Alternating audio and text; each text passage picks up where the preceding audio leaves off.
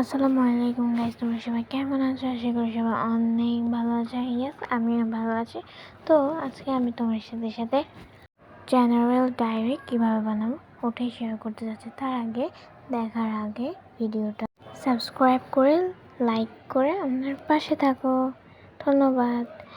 দেন এখন আমি ফুলগুলো কেটে নিব, আর সামনে কী হবে আস্তে আস্তে দেখতে থাকো, ভিডিওটা একদম স্কিপ করো না।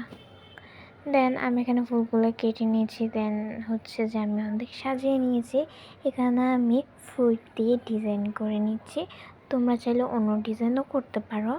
তো এরপর আমার ক্যামেরাটা আমি একটু ফিল্টার দিয়েছি, তো তাই এরকম দেখাচ্ছে। তো আমার মোটামুটি সব কিছুই শেষ।